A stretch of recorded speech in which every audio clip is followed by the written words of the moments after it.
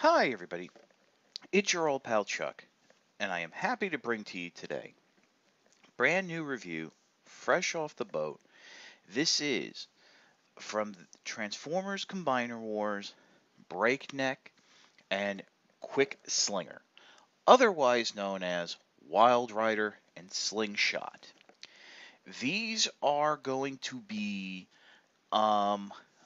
exclusive releases, not part of the main Combiner Wars line, to complete your traditional uh, versions of the Stunticons and Aerial Bots. Originally, I had heard that this was going to be Market 6 releases, meaning stores like Dollar General. Basically, if you remember, any store that got those dollar, quote unquote, dollar G.I. Joe figures I reviewed some time ago, um, those are considered Market 6 stores. And those were, I originally had heard, were getting these. I had since heard that these are going to be distributed through Diamond Select or Diamond Distributors, which means stores like Big Bad Toy Store, Amazon, Hasbro Toy Shop, which kind of makes sense, as well as, and I think even Toys R Us are going to be able to get these. These are not part of the, 16 Deluxe uh, light, list that we heard back at New York Toy Fair. So, that still is, and that's basically been figured out and what we'll be getting, even though I think nothing in that regard is etched in stone. Now, to start off, I usually never do this, but I have to share with you the bios written for each figure because they're very tongue in cheek and it's actually kind of funny. Breakneck has no respect for the rules of the road, or anything on it. Autobot or Decepticon, it doesn't matter. Any bot that gets in his way is in line for repairs once Breakneck is done with them. Even the unpredictable Stunticons see him as an out of control wild rider. That cracked me up. And then Quickslinger has something a little similar. If everything Quickslinger said about his feats in battle were true, he'd be the most decorated Autobot warrior. While he's not actually a battlefield legend, he is the best shooter among the aerial bots. Once an enemy is in his sights, there's a good shot they'll end up in a sling. There's a good shot they'll end up in a slingshot. It's little gems like that. I mean, that's what impresses me. I mean, and gives me a chuckle. Just the little inside nods. Well, as we all know, these are direct repaints of Firefly and Dead End. The only differences are the heads. And here, let me come in real quick, and I'll show you. Also, obviously, there's different paint, but I mean, as you can see right here, this is Wild Rider, and for ease of the review, I will be referring to them as their traditional toy names. Now, the antennae on the side of his head is not as pronounced, but you figure one thing I've learned from the Transformers Club is that there's a limited space that the heads can fit into to be able to function. Because remember, this needs to be able to fold back for the combiner mode and stuff like that. And basically, yeah, I mean, the colors are the same. I know we've seen the Takara version, and that's just going to have little different paint jobs. But this is kind of cool. And then, of course, we come in and take a look at Slingshot. And to be honest, I just thought they were going to slap the Alpha Bravo head on, since that was supposed to look very close to Slingshot. But they went ahead and really did a nice job giving us a traditional animation, cartoon accurate version of Slingshot's head. Um, one thing I'm a little disappointed about is I think they could have gone a little bit more and maybe done something to the wings. Just because he is supposed to be a VTOL jet. So transformation is exactly the same as it was on Dead End and Firefly. parts move exactly the same way. Um, I will say that in terms of their hips, they are a little bit tighter than their uh, pre-tool brethren, Firefly and Dead End and Streetwise, which is good. Um, so I just want to point that out. So we're just going to skip ahead to vehicle mode. Before we get to vehicle mode, I just wanted to show off the comics that come with the figures. As you can see, uh, Wild Riders comic is basically just a color swap with an alteration for the head of Dead End's comic. And this is true if you go ahead and look in to the sketch page, because you do get to see the same line art that Dead End had in terms of sketches of his head and things of that nature. At first, I didn't realize it, but there it is. That's Dead End's head. Slingshot is kind of interesting because we don't have a Firefly comic yet. That may be coming. I have heard that Wave 1 will be re-released with comics. This is, and by the way, Dead End and Wild Rider share the same story, so I'm assuming the same thing will be with Firefly, color swap with a different head.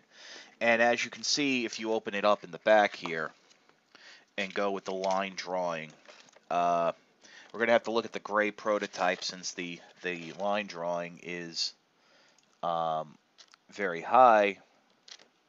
You can see that that is clearly Firefly's head. So yeah, I mean that's what these comics are what's going on with the comics. I just thought I'd be nice and show them off. I mean, like I said, it's the same stories in each, so you're not gaining anything, you're not missing out on anything. Let's go to the vehicle modes. And here we are in vehicle mode. As you can see, it's the same cars, same jet, same transformation, just, different colors. What's nice is, Wild Rider comes with another exhaust pipe, so if you want to grab Dead Ends and put it on, or put this one on Dead Ends, you can have a double exhaust. The same limb module, if I didn't mention that before. Same thing with Slingshot. I did notice in terms of bringing down the cockpit here that when it pegs into the back, it's a little bit softer and not as firm. Could be from just reusing the mold. On Wild Rider here, really just didn't notice anything different in terms of the transformation. Oops, almost forgot I didn't flip up the headpiece there, but so yeah, so it is what it is.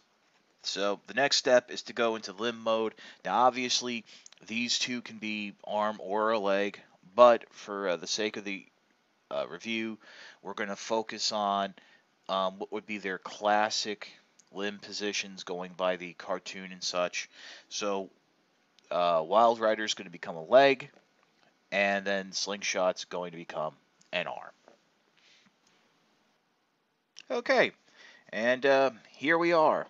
As you can see, I mean, Wild Rider transforms the exact same way as Dead End. You end up with the same squared off leg, which I think is very nice.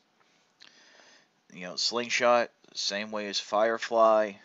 Very nice, good transformation. Like I said, the hip joints are nice and tight, or tighter than I would say than Firefly is. So that always makes for a better transformation. So the only thing left is to combine them with their respective gestalts and take a final look. Did I mention how difficult it is to film two gestalts, let alone one? Um, so yeah, we'll look at Superion here first. As you can see, Slingshot is on as an arm. The silhouette really isn't that much different. I think it's a bit more cohesive now with 4 jets. I never had a problem with Alpha Bravo. I always thought it was nice. Um, One thing I do want to mention, and I mean, it's a bit noticeable here on Superion more, is something I'm starting to call the combiner lean. Um, on a good idea from Hasbro for the legs of what would be the combiners, depending if it was the arm of robot mode or whatever, are ratchet joints in the hips. And unfortunately, sometimes what ends up happening is when you have ratchets, the there's basically a little gap space between the tooth and then the gear of the ratchet. And what that means is there's a little bit of wiggle room. So sometimes, and I've been noticing this, is that the the Gestalt, like Superion, when the arms are forward, will tend to lean. Now you can correct that by clicking the hips back one, and that it will sort of look even. It also depends on the surface. Like on this surface, I sort of have the arms angled forward. Doesn't look that bad. Um, and you can just simply adjust it. Now on Menasor, Wild Rider is of course a leg, and he's down there. Basically looks like a clone of uh, Breakneck, um, or and or Breakdown, excuse me. Oh, don't know why I did that. But and if in case you're wondering what it would look like as an arm, just picture dead end in gray. Uh, but yeah, as I said, it's matches kind of nicely. The Stunticons would always be asymmetrical because really they were 4 different cars as limbs. It's just that in combined mode, as you can see, the legs are pretty much the same. It's just that little molded detail bits, but you still here have where the hoods fold back, to form like little shin guards. I know some people prefer folding them up to make better knees. Personally, I prefer it down like this. It makes it a lot easier to get in there to plug the legs in. And then just moving up, there it is, that combined silhouette. It too does have a little suffer sometimes from the combiner lean, but not as bad as I would say Superion. And to be honest, I really only notice it when using Cyclonus, so I'm just throwing it out there. So yeah, like I said, these will be May 22nd. I have heard that it will go for pre-order on most sites, Amazon, Big Bad, Hasbro Toy Shop, what have you. That's pre-order. I thought these would have been in stock already. I got mine off of Robot Kingdom, so you can pick yours up there. And and hey, with this you have Off-Road and Alpha Bravo as extra limbs. You can swap them on Optimus Prime or Cyclonus for Galvatronus. That's what I'm going to do. And now, one thing I want to mention with Wild Rider, you can basically get him, Dead End, and Streetwise, and maybe if we get a fourth use of the mold, you'll have like an all Porsche combiner type of deal going on. That's kind of funny. But yeah, that's about it. This was just like a simple review to show off the new figures. This is your old pal Chuck.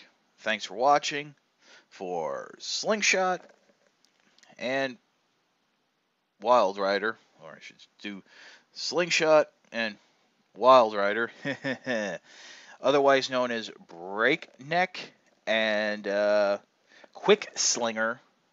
We'll see you next time.